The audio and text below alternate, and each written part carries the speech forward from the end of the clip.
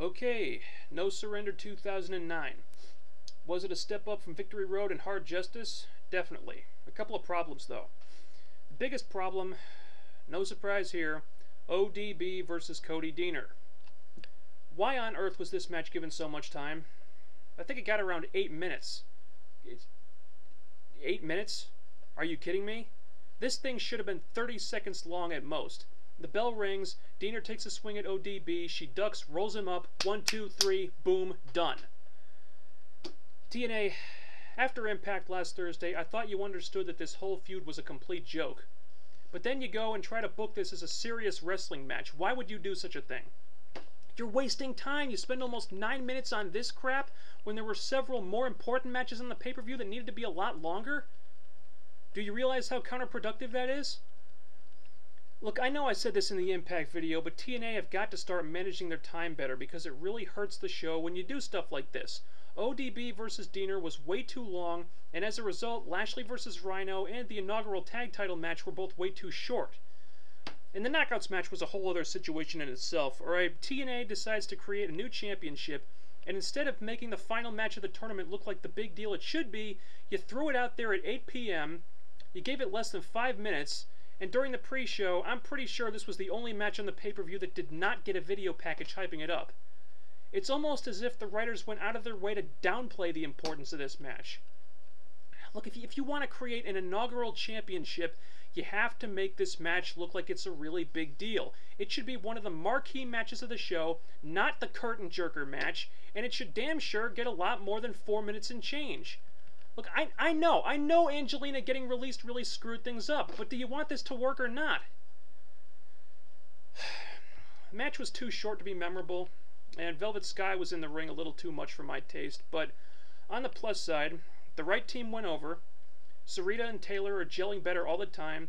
They're wearing matching colors now. Velvet and Madison dressed alike too. Yeah, they're starting to do tandem entrances instead of just walking out together, so it looks like TNA are making an effort to make these girls look like actual tag teams instead of just a bunch of singles wrestlers that got thrown together, and that's a step in the right direction. Hernandez versus Eric Young was a fun squash. Hernandez just destroyed Eric because of the angle where Eric Young said he wasn't going to fight him. Not really sure why they did the match this way. I guess they just wanted to save it for Bound for Glory or something and build up the heat some more.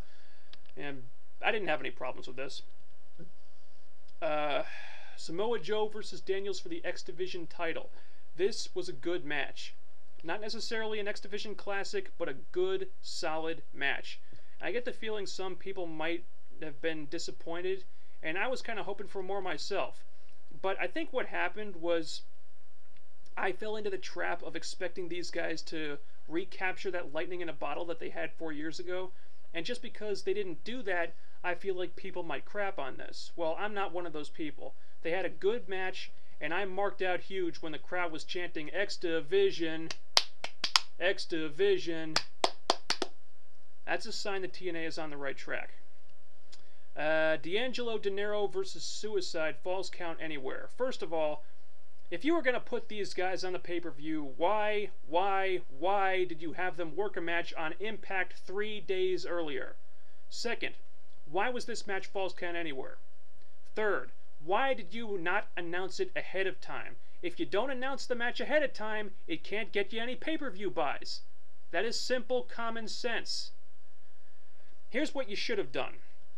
Have them not wrestle on the go-home show, and instead announce their first match for the pay-per-view, and then have them work a regular match at No Surrender. It's not rocket science, TNA. Now, having said that, this match was a lot of fun. Now, they brawled all over the building. They had some great spots. You know, the elbow drop on the crates, leg drop off the entrance tunnel through the table. They had a terrific exchange on the stage. I thoroughly enjoyed this match. And all due respect to AJ Styles, but the star of the night, Pope D'Angelo Dinero's ass. Suicide pulled his trunks down, and then he was walking around with his bare ass hanging out for like the next 2 minutes.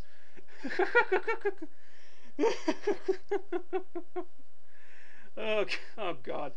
Everything that happened after that was pure entertainment.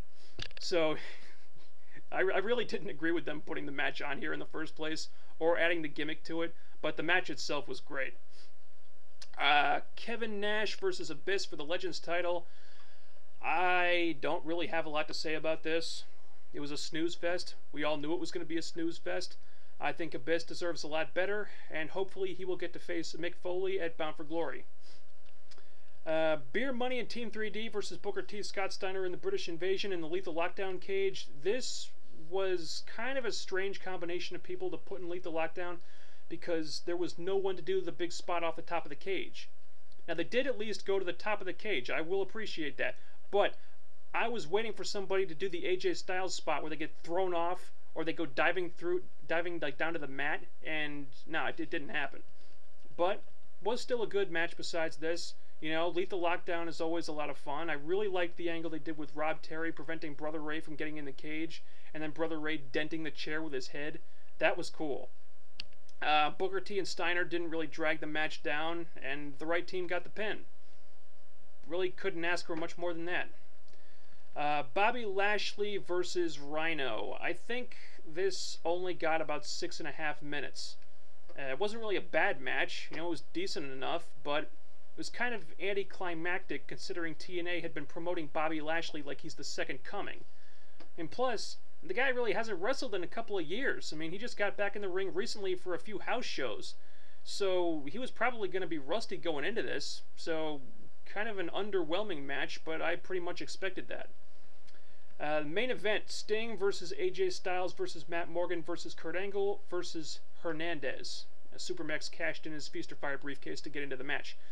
Now, I'm sure people are going to be divided on this, saying Hernandez was stupid, why use the title shot now when he'd only have a 1 in 5 chance, and those are valid arguments. I'll admit to that.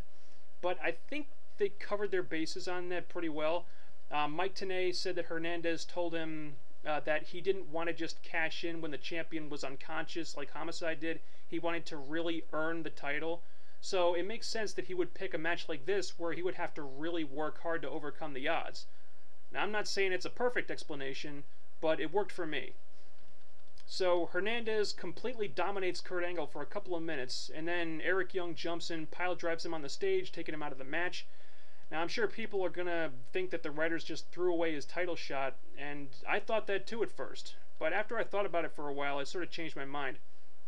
Because in WWE, when somebody wins the Money in the Bank, it's always a foregone conclusion that that person will win the title when they cash in. It's not even questioned anymore.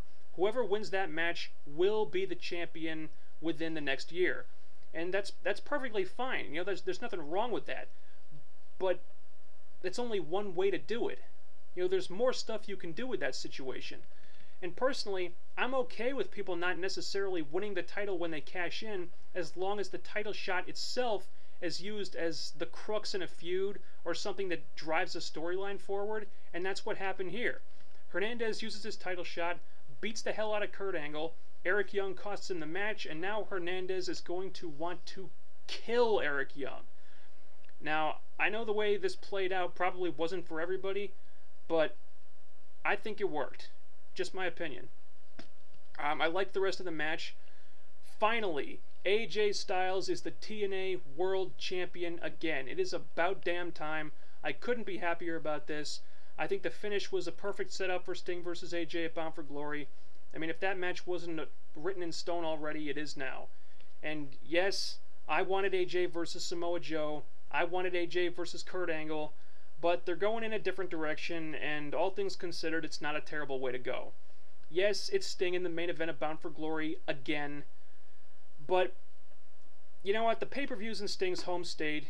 It's probably going to be his last match. He said he wants to pass the torch, so what better way for Sting to leave the business than to do it putting over AJ Styles as the future of wrestling?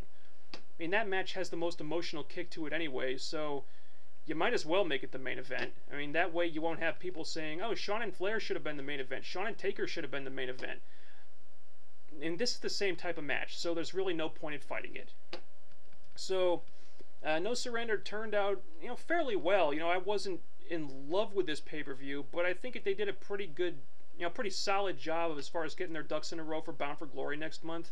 All the main matches are set to go. Sting and AJ, Angle and Morgan, probably Foley and Abyss. So I'm excited. You know, I think No Surrender did what it needed to do. And I am about out of time, so that'll be it. See you later.